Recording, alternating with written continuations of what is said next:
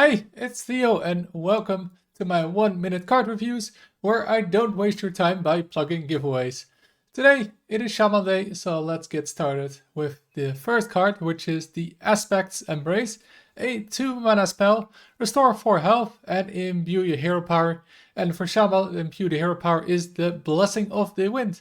Transform a friendly minion into a random one that costs 1 more. So again with imbue, if you imbue another time, this will be a one that costs 2 more and so on. So this can stack pretty high and you can get some pretty huge minions later in the game if you play all the imbue cards. However, this card does not seem that great for an imbue card. Like, yeah, you get the imbue, but all it does is restore 4 health for 2 mana.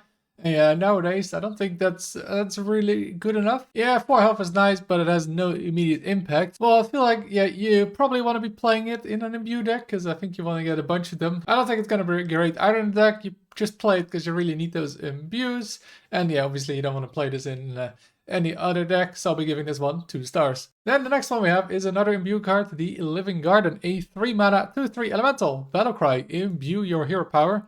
Reduce the cost of a minion in your hand by 1. So this already seems better than the previous card because and you get a minion with it that you can target with that evolve, which is really nice. You also get the mana reduction on a minion, so overall you pay 2 mana. Okay, obviously this is another card that you can only really play in full imbue decks, and I think it's a pretty solid inclusion in those decks if those are going to be a thing, because yeah, and you get the imbue and you get an immediate target to evolve. So on turn 5 or later, you can play this one and immediately have this target to evolve, and then maybe get like later in the game, right? 6, 7, 8 drops, while reducing a card in your hand by 1. I think that's pretty solid for a deck like Imbue Shaman, so I'll be giving this one 3 stars. Then we have another card that works really well with the Imbue Shaman, which is the Plucky Potling. 1 mana, 1/2. If this would transform into a minion, it transforms into one that costs 2 more.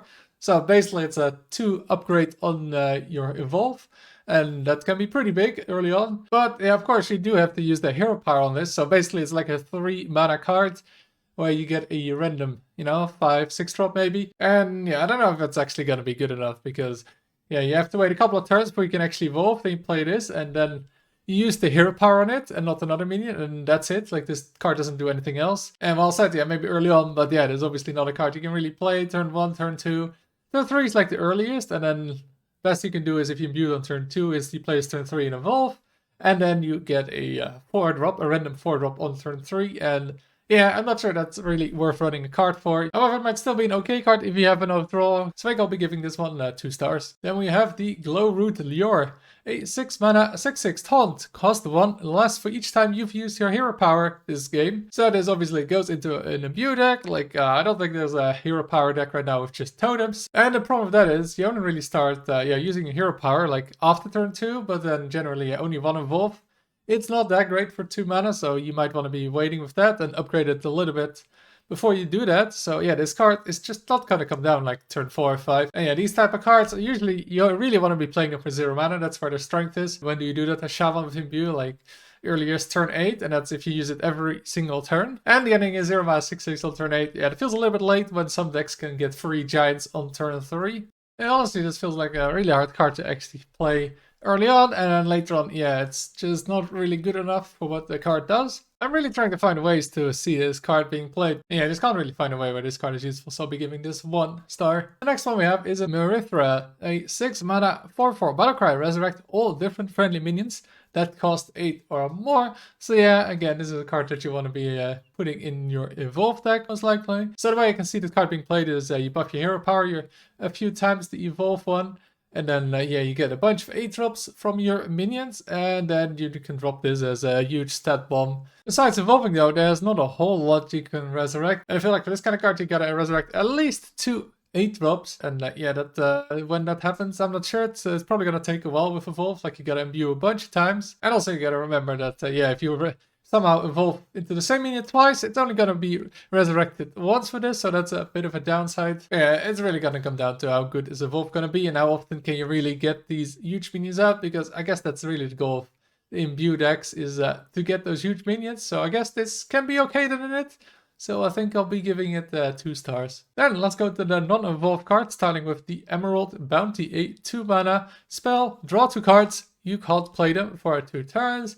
So it's a 2 mana draw 2, which is pretty good, but yeah, with a pretty big downside if you can't play them for 2 turns. And yeah, often, of course, when you draw cards, you want to play them fast. Like you top deck this card in the late game when you don't have a lot of cards, yeah, you're just going to be stuck with those cards in your hand, looking at them and not being able to do anything with them. So that's kind of a big problem, but it is 2 mana draw 2, so it can be nice if you want to draw your deck fast, but I think the downside is pretty big. So I think I'll just be giving this card 2 stars. Then we have the Beanstalk Brute, a 5 mana 4/4 elemental. Battlecry. Give +4/+4 to the top 3 minions in your deck. So yeah, I think standalone, it's not that great of a card. Like, it's a 5 mana 4/4. So you want to play it in a deck where, yeah, you play a bunch of minions because you want to draw it fast, right? Otherwise, yeah, you don't want to be waiting turns before you actually get the benefit from the Battlecry. And then you want to have minions that really benefit from the Battlecry. And I think that pool is kind of limited to what you can do with it. So yeah, you really want to do like some combo with this. Like maybe you can like shadow block this. And then if you have Alakir left in your deck, which is one of the few charge minions there are, then you can actually just OTK the opponent with it, because then Alakir will be 50 damage and he attack twice, it's 30, so yeah, that could be a setup. Problem is then, of course, that yeah, you can't be drawing Alakir, and yeah, outside of that combo, there's not a whole lot of minions that really want to be buffing or benefit from it. However, I still think there's like some possibilities here, some potential, so I'll be giving this card 2 stars. And then we have the Wild God for Shaman, which is Onara, a 9 mana 5/11 beast. At the end of your turn, play the top 3 cards from your deck. So that means you could potentially get a huge turn if you have some huge minions at the top of your deck. However, yeah, you can't place any there. Also, Battlecries won't work because this card is playing them and not you from hand. But the problem with this card is, yeah, what do you want to play it in? Because there's not a lot of ways to cheat this out as a Shaman.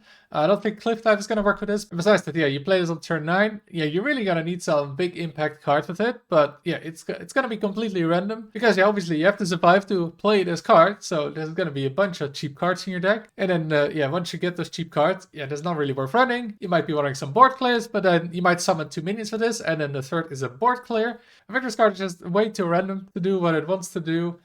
You have to build your deck around this to really make it work, and even then, it could potentially do nothing when you play it.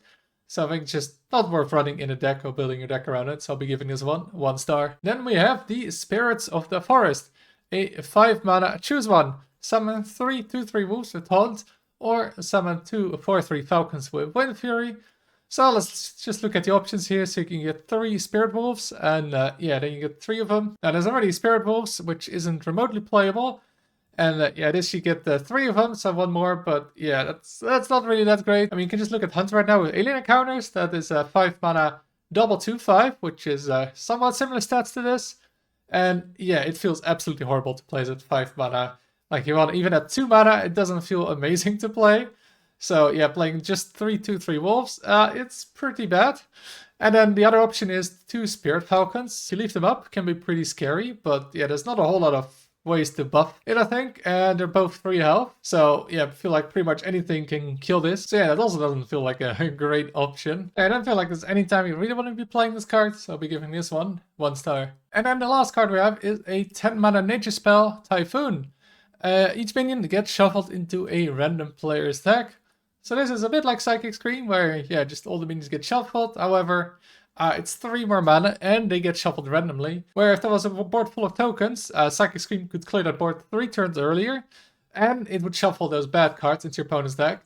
But now, if you do that on turn 10 with this card, yeah, you shuffle them maybe in your deck, and then maybe you top deck these shitty tokens, and then, yeah, your opponent draws the good cards, and you run out of cards. And that is, of course, after paying 10 mana for this. Yeah, it clears the whole board, but I think 10 mana, it's pretty expensive for this kind of board clear. And overall, I think it's a negative for you, shuffling deck cards into random player's deck. I think it's worse for you if you're playing this kind of card than it will be for the opponent. So yeah, it's another card that I just don't see where it will get played in Shaman, so I'll be giving this one 1 star. And that is it for all the Shaman cards. You can see them here. And overall, yeah, I'm not too impressed by the Shaman cards. It's really gonna depend on how good the Evolve package is gonna be. Because yeah, those other cards, I don't think they're very good, as you may have noticed. And yeah, I don't really see them helping Shaman out. But then again, does Shaman really need help? Terran Shamans are pretty insane. And these cards that they're getting, I don't think it's gonna help Shaman a whole lot. And that is it for this video. If you enjoyed the video, make sure to like and subscribe to support the channel. Thank you for watching, and until next time.